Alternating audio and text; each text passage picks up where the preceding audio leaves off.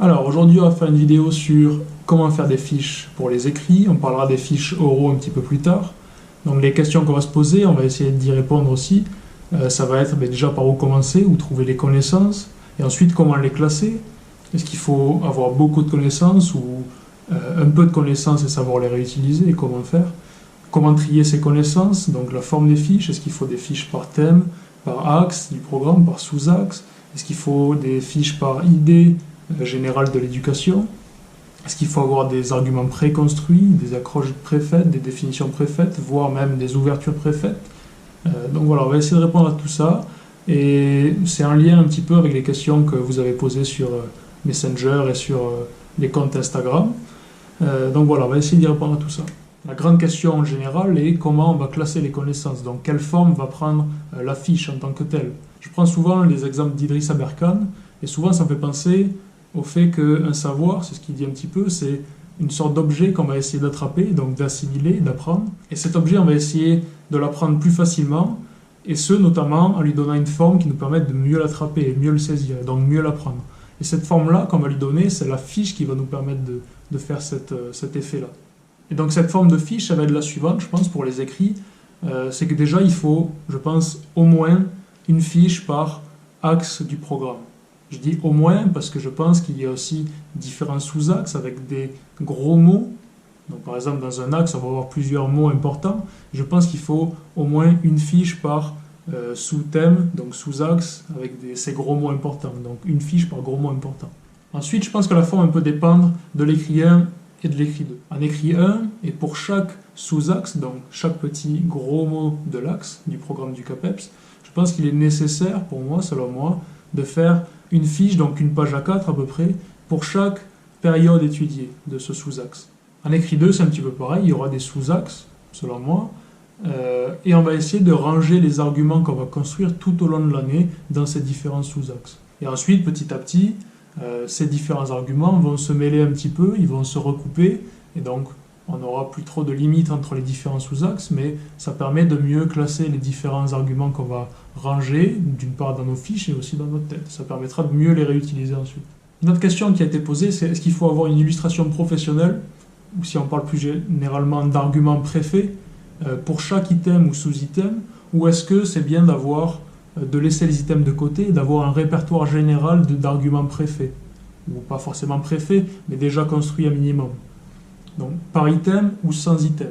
Pour les deux écrits, je répondrai la même chose, c'est de préparer certes des arguments construits, mais je suis contre le fait d'avoir un argument préconstruit qu'on va pouvoir remettre tel quel dans une argumentation, parce qu'elle ne répondra souvent pas au sujet, et donc on sera hors sujet complètement, donc bandeau 1 assuré.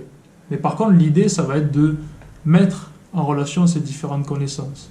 Donc avoir plusieurs petits blocs de connaissances qu'on va pouvoir mettre en relation quand on voudra au service de la réponse à un sujet. Donc moi par exemple, et nous dans notre groupe de travail en général, quand on faisait nos fiches en écrit 1, on prenait différentes connaissances qu'on classait dans un tableau. Donc pour chaque fiche de chaque période étudiée, on classait les connaissances dans un tableau par analyseur. Donc souvent on prenait les politiques, le terrain et les différents acteurs de l'EPS. Donc ça faisait 3 analyseurs. C'est des gros analyseurs, mais à l'intérieur on peut sous-classer ensuite en sous-analyseurs aussi. Et ensuite, on classait aussi dans ces 3 analyseurs les idées principales, les justifications et les nuances. Donc on appelait ça le quoi, l'idée principale, le pourquoi et le mais, le cependant. Et ça nous permettait non pas de créer des arguments préfaits avec une idée, une justification et une nuance qu'on va remettre telle quelle dans un sujet, dans une argumentation, mais vraiment d'avoir une base de connaissances dans laquelle il y a pas mal d'interactions et qu'on puisse piocher, par exemple un quoi, qu'on va essayer de mettre avec un autre pourquoi, qu'on va essayer de mettre avec une autre nuance, et donc ça nous permettait de jongler un petit peu avec les connaissances qu'on avait. Mais la forme de la fiche en tant que telle, elle nous permettait de mieux assimiler ces connaissances dans notre tête. Et ensuite, on pouvait davantage piocher à l'intérieur pour les remettre ailleurs. En écrit 2, c'est un petit peu pareil. La forme qu'on avait, on avait toujours la même forme de fiche. C'était l'idée principale, donc en quoi une idée va pouvoir permettre des apprentissages, parce que souvent on parle d'apprentissage en écrit 2. Ensuite, on mettait une référence institutionnelle, voire deux, voire trois, ça dépendait des fois. Et cette référence institutionnelle, ça pouvait correspondre à des textes officiels, des évaluations de compétences d'enseignants, etc. Et ensuite, on donnait une référence scientifique dans différents champs, on pouvait varier. Et ensuite, on rédigeait complètement une illustration professionnelle de cet argument-là. Et ça ne nous permettait pas de replacer cette illustration dans un argument tel quel, comme un écrivain. C'était pas ça du tout. Un écrivain, on ne fait pas ça non plus. C'était vraiment d'avoir une base de données dans notre tête qui nous permette ensuite, si on a besoin d'une référence scientifique, d'un argument, avec une autre illustration, mais d'un autre argument qu'on avait aussi rédigé, mais on pouvait un petit peu changer l'illustration de notre autre argument pour le faire coller un petit peu avec le sujet, avec une autre idée, etc. Donc on a des illustrations préfaites, mais ensuite il faut être capable de les modifier pour qu'elles collent au sujet et qu'elles collent à notre idée de base. Et ensuite les rattacher avec d'autres connaissances, etc. Mais vraiment la fiche, elle doit être là pour vraiment saisir les connaissances et permettre de mieux les assimiler dans notre tête. Elle ne sert pas à avoir un truc copier-coller pour les argumentations. Pareil qu'en écrivant. Il y a une autre question aussi, il y avait une question sur les rapports de jury qui disait qu'il fallait dépasser les items. Donc, pas forcément s'attendre à que dans le sujet, il y ait un item précis avec un autre item pour faire deux blocs, et que non, il ne fallait pas s'attendre forcément à que ça. Il fallait s'attendre à croiser les différents sujets, peut-être même faire des liens avec l'écrit 2 des fois. Et donc, ce qu'on vient de dire là pendant ces quelques minutes précédentes, c'est que c'est exactement ça. On essaie de classer nos fiches par item et sous-item, par période et par période. Mais ensuite, par contre, on va être capable de piocher ces items au service d'un sujet qui ne sera pas forcément pour cet item-là. Et donc ça va être vraiment la compétence qu'il faudra développer pendant toute la formation. C'est faire les fiches rapidement dans l'année, peut-être, et venir parsemer un petit peu de connaissances pendant toute l'année, quand on en aura un petit peu plus. Mais se les assimiler pendant les écrits, donc il va falloir beaucoup écrire pour que nos connaissances soient dans la tête et qu'on puisse avoir la capacité de les modifier au service d'une argumentation. Et tout ça, ça va être le plus gros travail pendant toute cette année normalement. Il y a eu aussi des questions sur les accroches, les ouvertures et les définitions. Est-ce qu'on doit avoir des accroches préfaites, préconstruites? Est-ce qu'on doit avoir des ouvertures aussi préfaites? Est-ce que les définitions doivent être aussi préconstruites? Donc pareil, la réponse, ça va être un petit peu nuancée. Ce ne sera pas oui, ce ne sera pas non, ce sera oui, non. Je m'explique. Pour chaque sous-axe, on va avoir une fiche, donc on a vu, voire plusieurs si on parle d'écrire avec les différentes périodes. Mais en gros, pour chaque sous-axe, il va y avoir une fiche générale de définition, accroche, tension, ouverture, où on va avoir différentes références qui seront préétablies, certes. Donc les accroches, on pourra avoir 1, 2, 3 citations qui nous permettront d'introduire un sujet, qui montrent certaines tensions. Donc on fera le lien avec les tensions aussi, les enjeux. On pourra avoir aussi 2, 3 ouvertures, s'il y en a. Si on n'en a pas, on pourra les piocher dans d'autres fiches aussi, si vous avez compris. Et pour les définitions, ça va être un petit peu pareil. Je m'explique maintenant pour les définitions. En gros, donc pour chaque sous-axe, on va avoir une fiche définition, donc avec les tensions, les accroches et les ouvertures. Après, on peut rajouter d'autres choses, hein, c'est pas exhaustif. Mais ces définitions, elles vont être l'objet, le fruit, selon moi, d'une réflexion à plusieurs. C'est plus facile de faire comme ça. Pourquoi? Parce que nous, quand on avait rédigé nos fiches, notamment les définitions, on prenait le sous-thème, par exemple le sport scolaire, qu'on a vu tout à l'heure, et on essayait de creuser ce terme jusqu'au bout. On faisait une sorte de mind mapping, la carte mentale qui permet d'avoir plusieurs idées qui sont reliées entre elles avec les enjeux, etc. Et on essaie de creuser ce terme. Qu'est-ce qu'il veut dire ce terme avec nos propres mots? Et ça, c'est super important. Avec nos propres mots, qu'est-ce qu'il veut dire? On va penser à plein de choses. Et ensuite, quand on a pensé à toutes ces choses, on fait, de manière individuelle, hein, on fait un regroupement de toutes ces idées et on essaie d'enrichir un petit peu cette carte mentale pour aboutir à une carte mentale qui soit la plus complexe possible, la plus détaillée, la plus précise. Et ensuite, quand on a fait ça, tout ça, c'est avec nos propres mots. On peut ajouter quelques références si on en a envie. Et tout ça, ça va être, au final, la partie définition. Qu'est-ce que c'est le sport scolaire? Avec les enjeux qui sont liés à ce sport scolaire, en fonction des différentes définitions qu'on a mis. Et ensuite, les différentes références, les citations qu'on peut mettre. Par contre, toutes ces définitions dans nos fiches définition, il va falloir essayer qu'elles aient différentes relations entre elles.